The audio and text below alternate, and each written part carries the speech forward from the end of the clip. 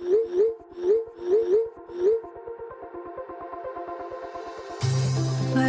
we go,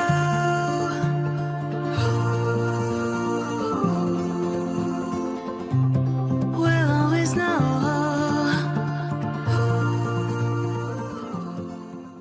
hello guys, welcome to the love and light 369 tarot. How are you guys? कैसे हो आप सभी? I hope आप सभी बहुत अच्छे होंगे और अपनी लाइफ में आगे बढ़ रहे होंगे। सो गाइस, हाजिर हूँ मैं आप सभी के सामने एक और न्यू रीडिंग लेके। रीडिंग होगी करंट फीलिंग्स, करंट एनर्जीज़ के लिए, जिनके बारे में आप अभी सोच रहे हो, वो इस वक्त आपके बारे में क्या सोच रहे हैं, कैसा फील कर रहे हैं, सारी चीज़ें मैं आपको बताऊँगी। बट उससे पहले एक छोटी सी इन्फॉर्मेशन मैं आपको देना चाहती हूँ। अगर आप मुझसे पर्सनल रीडिंग लेना चाहते हो तो डिस्क्रिप्शन बॉक्स में व्हाट्सअप नंबर दिए गए हैं, आप व्हाट्सअप नंबर पर कांटेक्ट कर सकते हैं। एंड रिक्वेस्ट वाली बात ये है कि प्लीज़ डिस्क्रिप्शन बॉक्स में दिए गए व्हाट्सअप नंबर पर ही कांटेक्ट करें, बिकॉज़ वही रियल है, बाकी सब फेक हैं। एंड दूसरी कि जो पर्सनल रीडिंग है ये फ्री नहीं होगी। एंड तीसरी बात ये है गाइस कि अगर आप मुझसे इंस्टाग्राम पे जुड़ना चाहते हो तो उसका भी लिंक आपको डिस्क्रिप्शन बॉक्स में मिल जाएगा। आप मेरे साथ इंस्टा पे भी जुड़ सकते हो, वहाँ भी आप सभी का बहुत बहुत स्वागत है। अब बात करूँ रीडिंग की, तो सभी लोग देख सकते हैं इसको, चाहे जैसी भी सिचुएशन में हो। जेंडर का भी कोई इशू नहीं है, टाइमलेस रीडिंग है, जब भी मिले आप इसे देख सकते हो। बस एक बात का ध्यान रखें कि जनरल और कलेक्टिव रीडिंग है, बहुत सारे लोगों के लिए की जाती है। सो ज़रूरी नहीं कि हर एक मैसेज आपसे रेजोनेट करे। तो जितने मैसेजेस आपसे रेजोनेट करते हैं एक्सेप्ट कीजिए, बाकी आप दूसरों के लिए छोड़ दीजिए। तो चलिए अब रीडिंग को शुरू करते हैं। बट उससे पहले एक छोटी सी रिक्वेस्ट है गाइस कि नीचे एक रेड कलर का सब्सक्राइब का बटन होगा, उसको ज़रूर से क्लिक कर दीजिएगा। उसी के साइड में बेल आइकन का बटन होगा, उसको भी ज़रूर से क्लिक कर दीजिएगा। और जैसे आप बेल आइकन के बटन को क्लिक करते हो, आपके सामने 2-3 ऑप्शन खुल के आएंगे, जिसमें से आपको ऑल नोटिफिकेशन पे क्लिक करना है। और ये एकदम फ्री है। इससे क्या होगा, जब भी मैं न्यू वीडियो अपलोड करूँगी तो सबसे पहले नोटिफिकेशन आपको मिलेगी और आप सबसे पहले देख पाओगे। ओके, सो लेट्स सी, आप शुरू करते हैं हम रीडिंग और देखते हैं कि इस वक्त आपके पार्टनर कैसा फील कर रहे हैं या क्या सोच रहे हैं आपके बारे में। Let's see.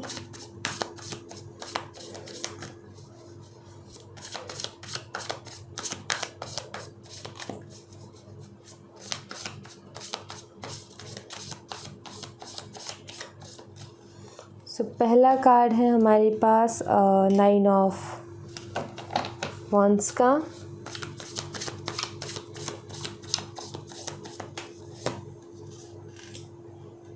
The world,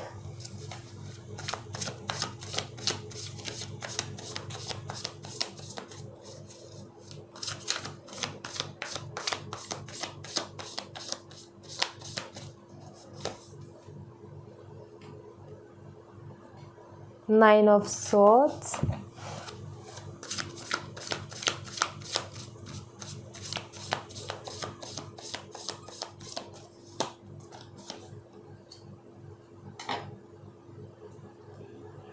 Seven of Cups,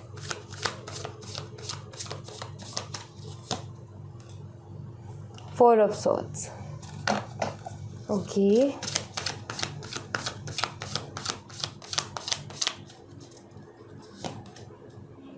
Ace of Swords,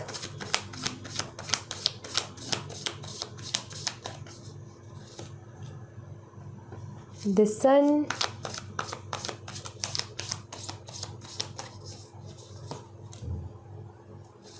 Judgment,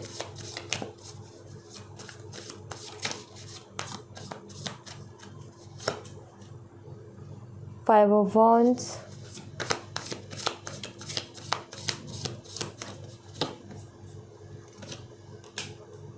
Nine of Pentacles। Bottom of the deck से है नाइट ऑफ वॉन्ड्स।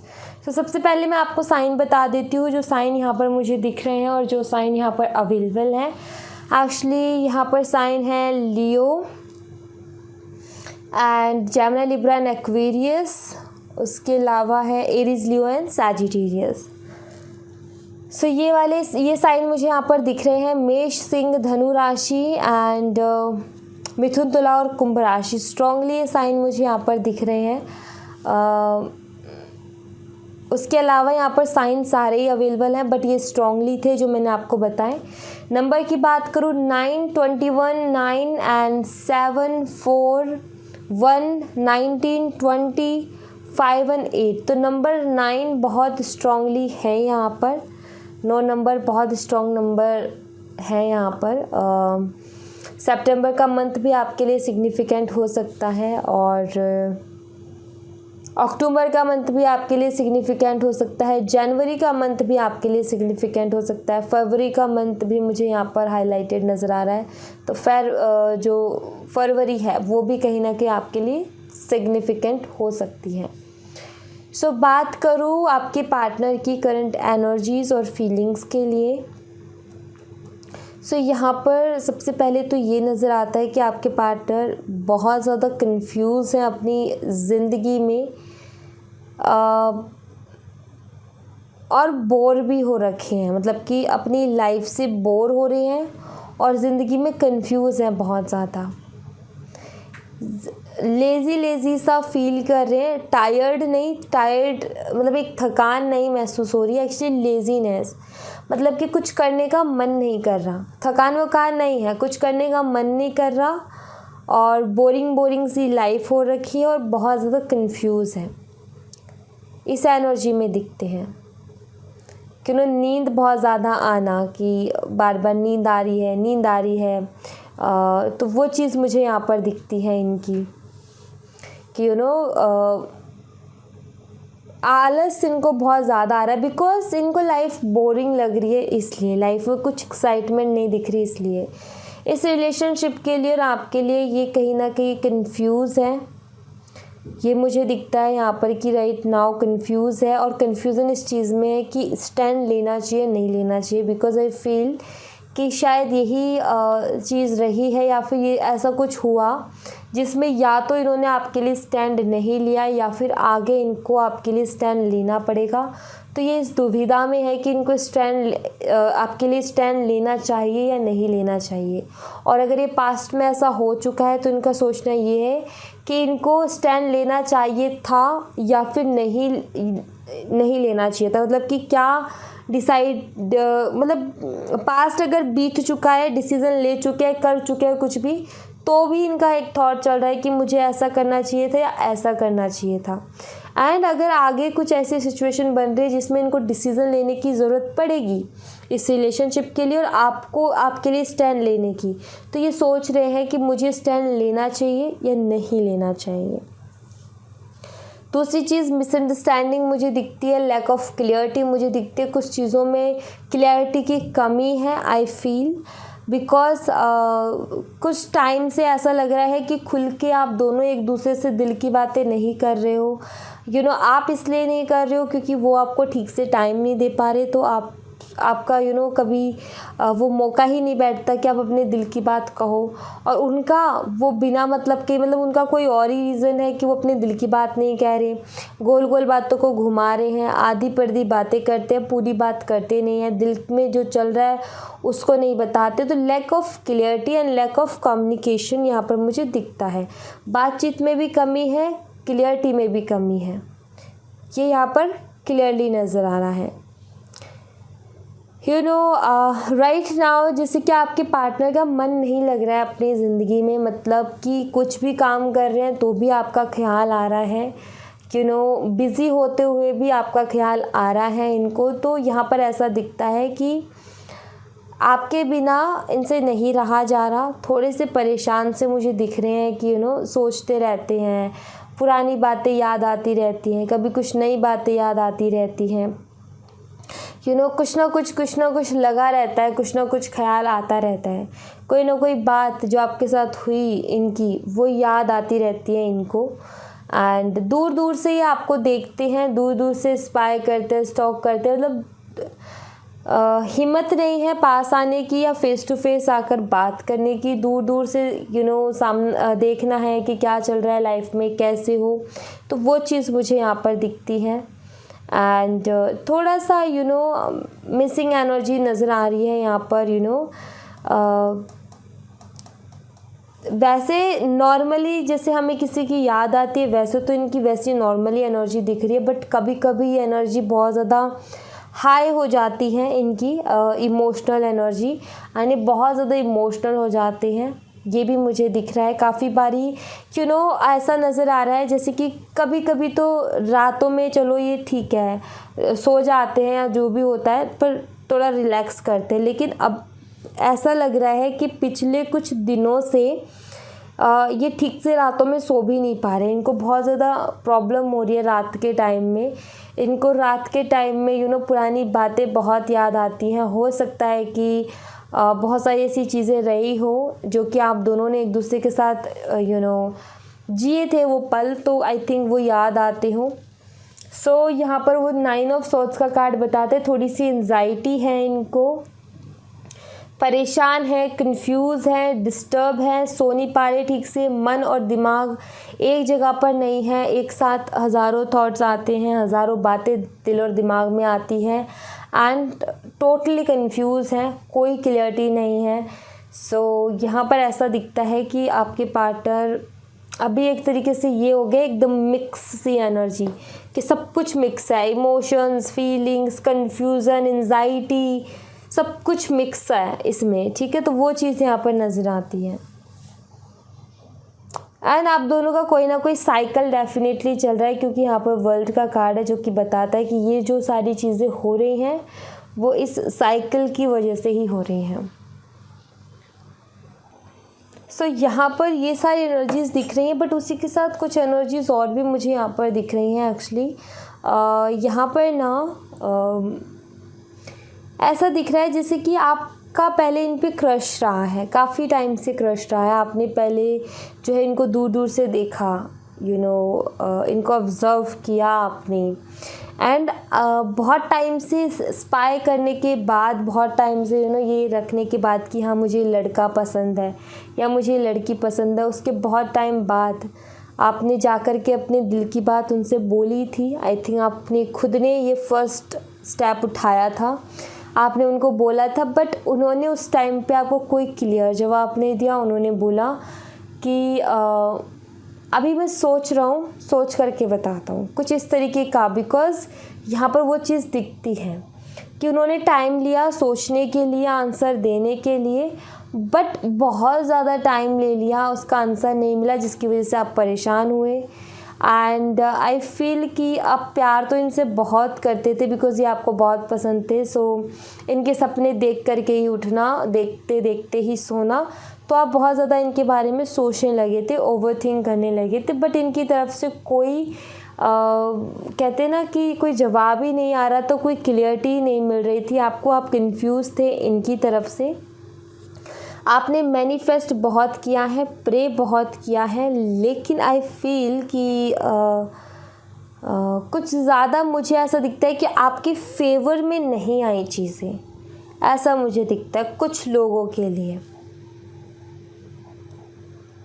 और अगर ऐसी कुछ सिचुएशन रही है तो उन लोगों के लिए भी यही सेम एनर्जी है कि राइट नाउ आपके बारे में वो सोचते हैं, कंफ्यूज है कि पास्ट में जो आपको रिजेक्ट किया था या फिर आपको कोई क्लियरिटी नहीं दी, वो इन्होंने सही किया था या गलत किया था, इस चीज़ की कंफ्यूजन में है। बट ये आपके लिए सोचते हैं, ओवरथिंक करते हैं और छुप छुप के स्टॉक भी करते हैं, नज़र रखते हैं, क्योंकि कहीं ना कहीं आपका जो थॉट है इनके दिलो दिमाग में बैठ गया। वो कहते हैं ना कि कुछ चीज़ें हमारे ऐसे जहन में बैठ जाती है कि हमें ज़रूरत नहीं है उन चीज़ों को याद करने की, वो अपने आप आती है। तो वो चीज़ मुझे दिखती है यहाँ पर कि कहीं ना कहीं आपका ऑरा या फिर आपकी एनर्जी इतनी अट्रैक्टिव रही है कि वो अपने आप जो है अट्रैक्ट हो गए,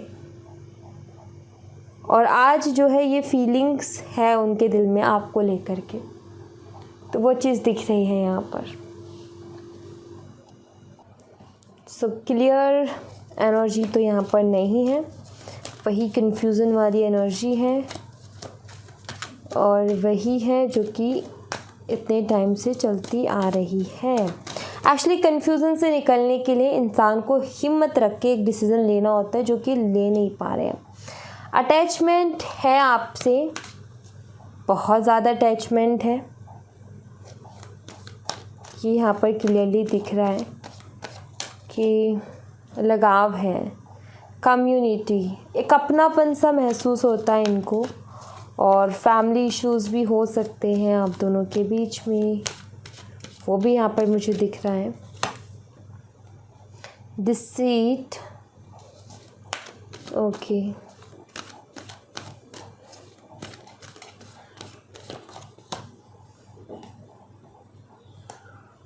existence possibilities,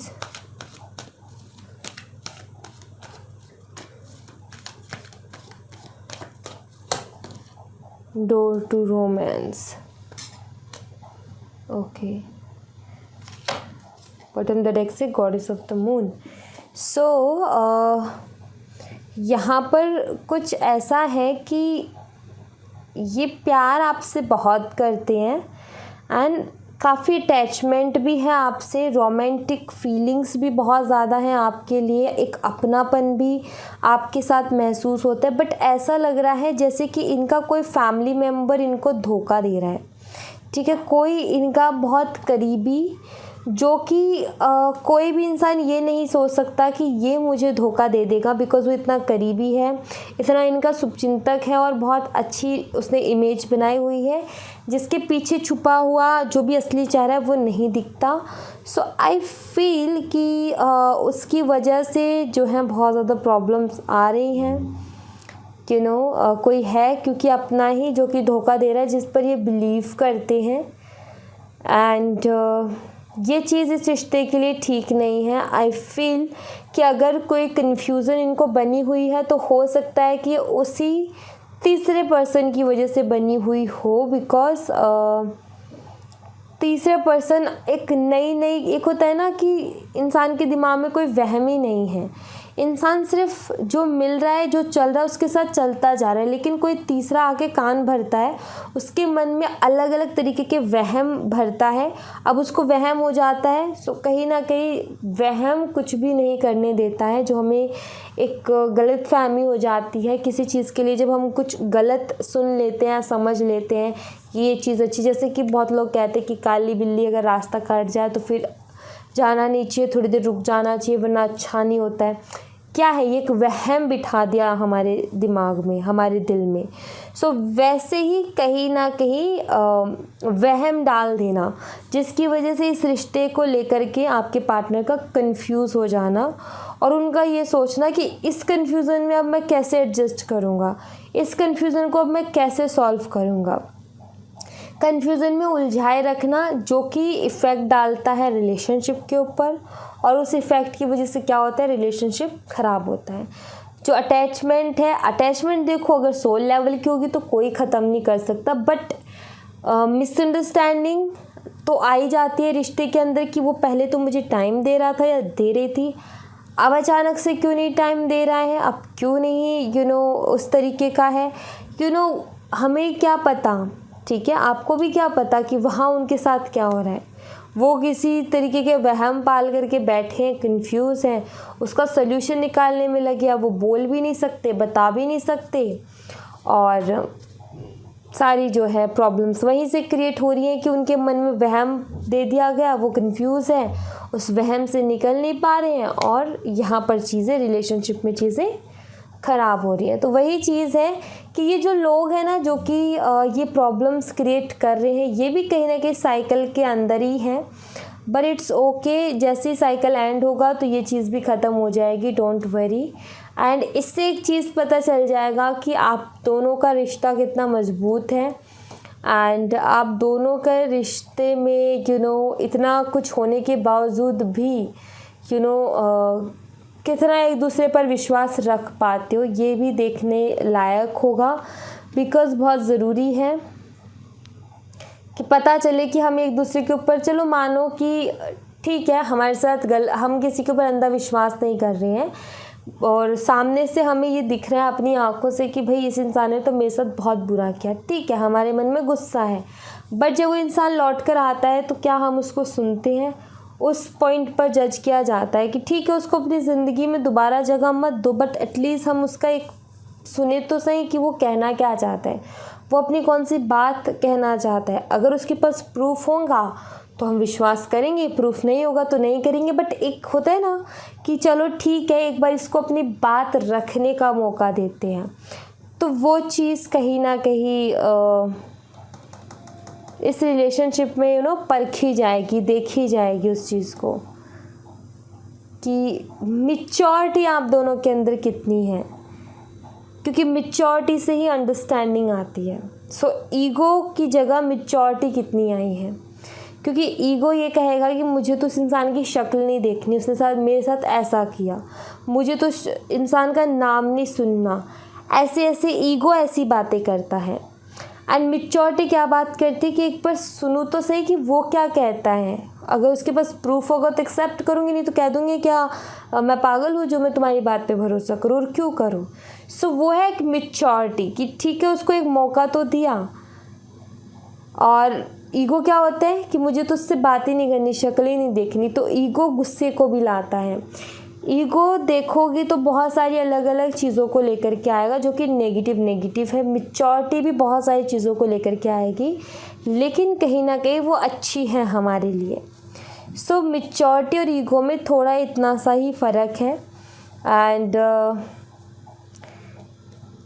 ये चीज़ जो है यहाँ पर टेस्ट की जाएगी कि कौन कितना मैच्योर हुआ है। बिकॉज़ ये जो साइकिल है आप दोनों के बीच में, ये आप दोनों के अंदर एक मैच्योरिटी और आप दोनों को सेंसिबल और एक रिश्ते को किस तरीके से संभाला जाता है जब वो रिश्ता डगमगाता है, तो वो चीज़ समझाने के लिए मैच्योरिटी आती है। एक्चुअली ऐसा टाइम सभी की लाइफ में आता है जहाँ पर कुछ इस तरीके का गड़बड़ होता है, और ये चीज़ भी एक एक्सपीरियंस है। अगर इंसान सीख ले तो आगे लाइफ में कभी फिर वो चीज़ दोबारा से रिपीट नहीं होगी, एंड लाइफ में कभी वो ब्रेक नहीं लगेगा जैसे कि अब लग गया है। तो ऑब्ज़र्व करो कि क्या रीज़न्स रहे हैं इसके पीछे, ठीक है। जो कुछ हुआ ख़राब इस रिश्ते में, जो भी प्रॉब्लम आई, उसके पीछे क्या रीज़न रहा है मेन, इस चीज़ को ऑब्ज़र्व करने की बहुत ज़्यादा ज़रूरत है। एंड उस पर काम करने की भी ज़रूरत है, ठीक है। और अगर आपके पार्टनर की तरफ से वो चीज़ रही है, आपकी तरफ से कोई गलती नहीं रही, तो भी आप ये देखो कि जो आपके पार्टनर ने किया क्या वो सेम चीज़ आपके अंदर है। अगर आप अपने आप से ये चीज़ पूछोगे, अगर अपने अंदर देखोगे, तो जो रियलिटी है वो दिखेगी। अब वो आपके ऊपर डिपेंड करता है कि आप एक्सेप्ट करते हो या नहीं करते हो। बट ये है कि जो रियलिटी है उसको एक्सेप्ट कर लो, कोई और नहीं है आपको जज करने वाला, आप खुद ही हो कि हाँ मेरे अंदर भी है वो चीज़। तो आपको उसी के साथ ये भी थॉट लेकर के आना है कि अगर ये मेरे अंदर ये बुराई है तो मैं इसको कैसे सुधार सकती हूँ, इसको मैं कैसे हील कर सकती हूँ ताकि मुझे लाइफ में आगे कभी प्रॉब्लम ना दे। अगर वो चीज़ नहीं है आपके अंदर तो बहुत अच्छी बात है ना, क्योंकि आप कभी भी किसी भी रिलेशनशिप में जाओगे वो रिलेशनशिप आपका बेहतरीन ही रहेगा, क्योंकि आपने एक चीज़ देखी कि उनके इस तरीके की वजह से आप दोनों का रिलेशनशिप ख़राब हुआ। तो अब आपके अंदर वो क्वालिटी नहीं है, तो आप ये मान करके चलो आगे आपकी वजह से ना तो रिलेशनशिप ख़राब होगा, ना कोई सा भी रिलेशनशिप आपका ख़राब हो, क्योंकि आपके अंदर एक बैड जो क्वालिटी है वो कहीं ना कहीं नहीं है। सो कहीं ना कहीं अपने आप को इसमें क्या है कि एक्सपीरियंस करके खुद को ग्रो करना है, खुद को बेहतर से और बेहतर बनाना है। स्पिरिचुअलिटी क्या कहती है? स्पिरिचुअलिटी हमेशा ग्रोथ की बात करती है कि हमेशा ग्रो करो। अगर आप बेहतर हो तो अपने आप को और बेहतर बनाओ, अगर और बेहतर हो और बेहतर बनाओ, अपने आप पर काम करो। किसी दूसरे तीसरे से कंपटीशन नहीं है यहाँ पर कि उसने इतना कर लिया मुझे उससे आगे जाना, नहीं। आपने अगर आज 5% अचीव किया है तो कल आपको 6% करना है, परसों 7 एंड उसके अगले दिन 8। सो अपने आप के अंदर बदलाव लेकर के आओ डे बाय डे। हर दिन बदलो, हर दिन निखरो, हर दिन निखर के आओ। तो वो स्पिरिचुअलिटी हमेशा कहती है। स्पिरिचुअलिटी हमेशा यही चीज़ कहती है कि एक कदम हर रोज़ आगे बढ़ो, एक कदम। ज़रूरी नहीं कि तुम जो है एक दिन में ही सारी वो कर लो, मतलब कि छोटे छोटे कदम और छोटा भी अगर आप अचीव करोगे ना तो भी बहुत बड़ा है, एक टाइम पे जाकर वही चीज़ बहुत बड़ी हो जाएगी। ठीक है, तो उस चीज़ पर ध्यान देने की ज़रूरत है। बाकी एनर्जीज तो ऐसी हैं एंड ये सब कुछ ठीक हो जाएगा, बट ये टेस्टिंग पीरियड है गाइस। इस टेस्टिंग पीरियड में आपको कामयाब होना है, ऑब्ज़र्व करनी है चीज़ों को, उनको हील करनी है एंड अपने आप को पॉजिटिव रखना है, अपने आप को बैलेंस रखना है। जैसे ही साइकिल एंड होगा सब कुछ अच्छा हो जाएगा, डोंट वरी, चिंता मत करो। ठीक है, सो या thank you so much guys. ये थी आप लोगों के लिए एक छोटी सी रीडिंग। आई होप आपसे रेजोनेट की हो, आई होप आपको पसंद आई हो। रेजोनेट की हो तो मुझे बताइएगा ज़रूर कमेंट बॉक्स में। पसंद आई हो तो लाइक ज़रूर कीजिएगा, चैनल को सब्सक्राइब करना मत भूलिएगा। मिलती हूँ मैं आपसे नेक्स्ट रीडिंग में, तब तक अपना ख्याल रखें। Bye, take care, see you again.